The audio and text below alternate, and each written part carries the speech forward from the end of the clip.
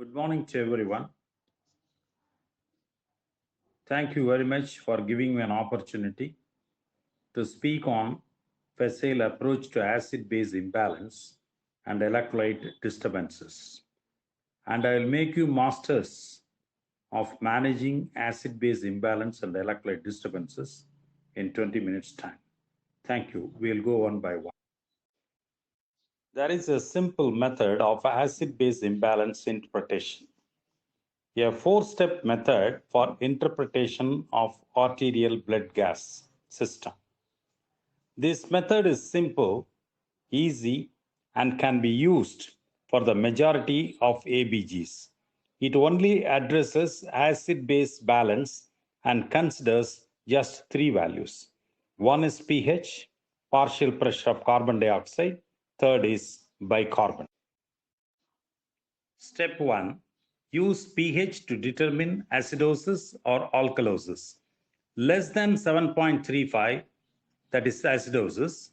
7.35 to 7.45 equal to normal bar compensated. Either it can be normal or compensated. More than 7.45, it is alkalosis. Step 2. Use partial pressure of carbon dioxide to determine respiratory effect. Partial pressure of carbon dioxide less than 35 tends towards alkalosis, causes high pH, neutralizes low pH, PaCO2 35 to 45, normal or compensated. Partial pressure of carbon dioxide, if more than 45, tends towards acidosis. Causes of low pH, neutralizes high pH. Step 3. Assume metabolic cause when respiratory 1 is ruled out. You will be right most of the time if you remember this simple table. High pH, that is alkalosis. High PaCO2, metabolic. Low PaCO2, that is respiratory. Low pH, acidosis. High partial pressure of carbon dioxide, respiratory. Low PaCO2, metabolic. If PaCO2 is abnormal and pH is normal, it indicates compensation. pH more than 7.4 would be a compensated alkalosis. pH less than 7.4 would be a compensated acidosis. These steps will make more sense if we apply them to actual ABG values. Step 4. Use bicarbonate to verify metabolic effect. Normal bicarbonate is 22 to 26. Please note, remember the first three steps apply to the majority of cases, but do not take into account the possibility of complete compensation, but those cases are actually less serious. And instances of combined respiratory and metabolic imbalance, but those cases are pretty rare. Combined disturbances means bicarbonate alters the pH in the same direction as the partial pressure of carbon dioxide. High PaCO2 and low bicarbonate acidosis, or low PaCO2 and high bicarbonate, that is alkalosis. Compensatory mechanism. Note that the expected change occurs in the same direction in primary metabolic disorders and in opposite direction in primary respiratory disorders. It is vital to know respiratory compensation for metabolic disorders occur rapidly, but metabolic compensation for respiratory disorders nearly take 3 to 5 days. Please remember, the primary abnormality lies in the same direction of pH disorder. The body does not fully compensate the primary acid-base disorders. A very easy mnemonics is ROME, that is respiratory opposite metabolic equal. Let us see acid-base disorder calculation. A, B, C, D. A, assess anion cap. Sodium minus chloride plus bicarbonate is equal to, the normal is 12 plus or minus 2. B. Blood gas analysis, pH bar PaCO2 bar bicarbonate. C. Calculate excess anion gap. D. Determine degree of compensation. A simple mnemonics, that is MERO or rho. Metabolic equal, that is acidosis pH, that is on the lower side. Bicarbonate is a primary disturbance, again on the lower side. And partial pressure of carbon dioxide, secondary response on the lower side, that is on the same direction.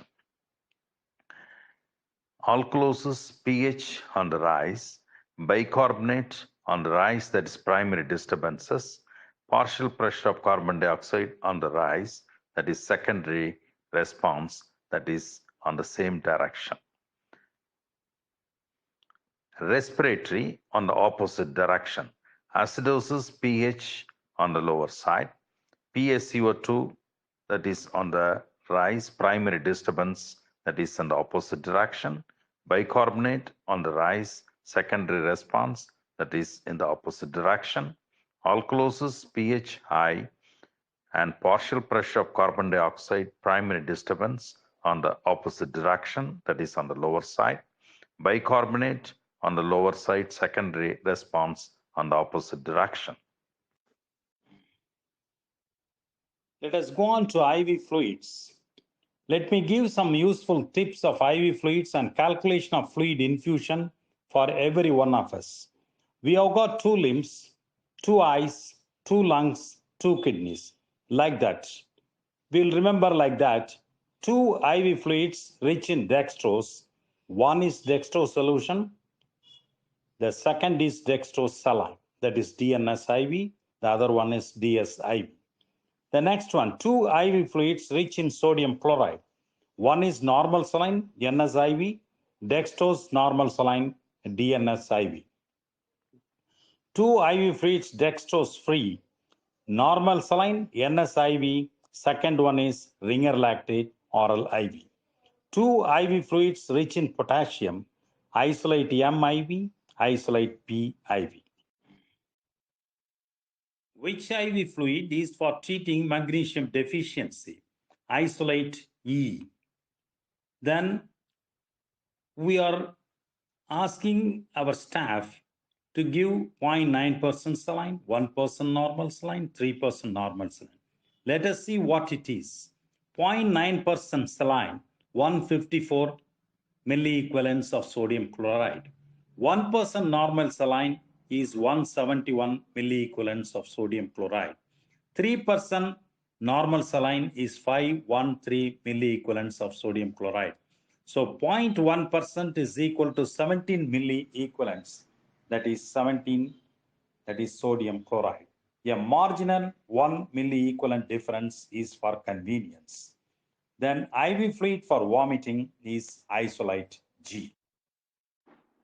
Let us see IV fluids calculation. 1 macro drop is equal to 0.06 ml.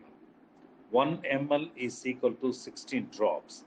That is 16 into 0.06 is equal to 0.96 ml. For convenience and ease of approach, it is fixed as 15 drops. 1 micro drop is equal to 0.015 ml. 1 macro drop is equal to 4 micro drops. That is 4 into 0.015, that is equal to 0.06 ml, that is equivalent to 1 macro drop. 1 ml is equal to 60 micro drops, that is 15 into 4. How to calculate drop rate per minute is equal to volume to be infused in ml divided by infusion duration in hours into 4 is equal to drop rate per minute. Let us further go on to IV fluid calculation. How to calculate fluid infusion in 1 hour, that is rule of 4. Remember our 4 ending or in same rhyming pronunciation, that is HOR, FOUR. Volume in ml per hour divided by 4 is equal to drop rate per minute and vice versa. Drop rate per minute into 4 is equal to volume in ml per hour. How to calculate IV fluid infusion in 24 hours, that is rule of 10. Fluid to be infused in liter per 24 hours into 10, that is equal to drop rate per minute, and vice versa. Drop rate per minute divided by 10 is equal to fluid to be infused in liter per 24 hours. Osmolarity and osmolality. Osmolarity, amount of solute dissolved in water, that is solvent, being measured in liter. How to remember osmolar or liter or being measured in milliosmoles per liter. Osmolality, that is amount of solute dissolved in water, that is solvent, being measured in weight, that is kg, milliosmoles per kg.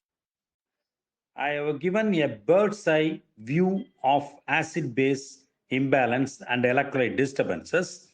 With that, we will go on to a case discussion.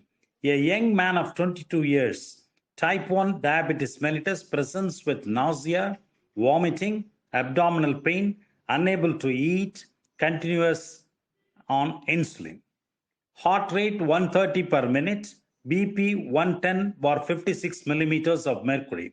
The lab analysis shows sodium 136 millimoles per liter, chloride 96 millimoles per liter, bicarbonate 14 millimoles per liter, please note it, potassium 3 millimoles per liter, please note it, creatinine 1 milligram per deciliter, blood glucose 474 milligrams per deciliter, please note it, urine ketones positive, that is, please note it.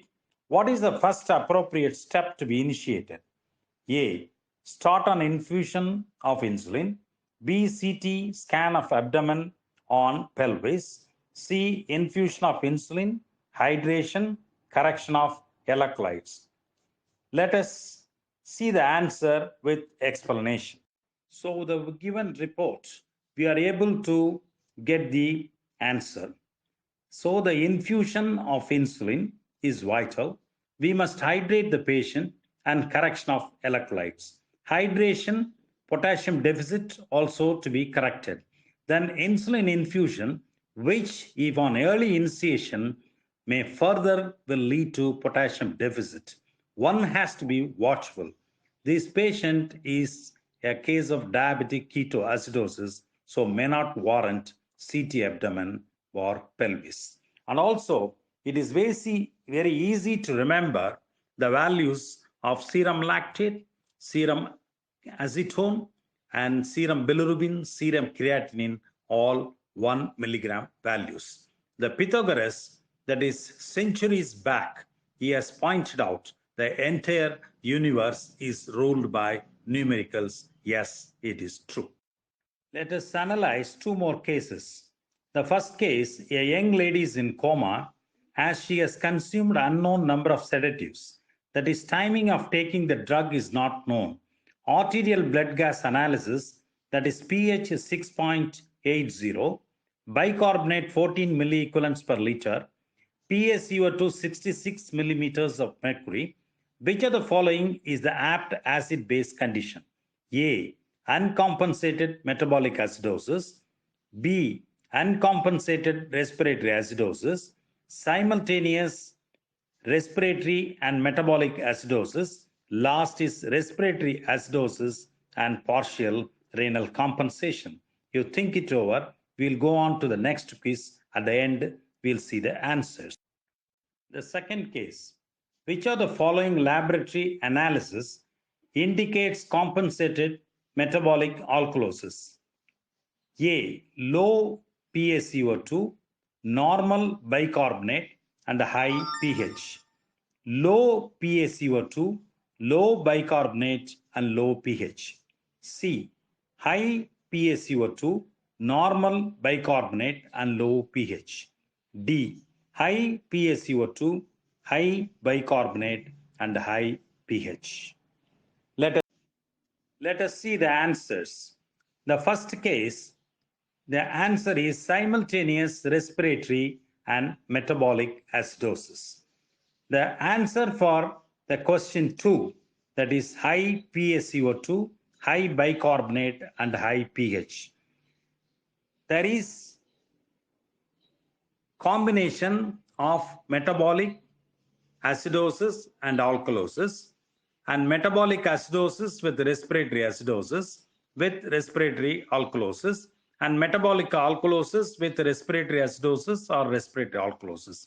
But the combination of respiratory acidosis and respiratory alkalosis is not possible because life is incompatible.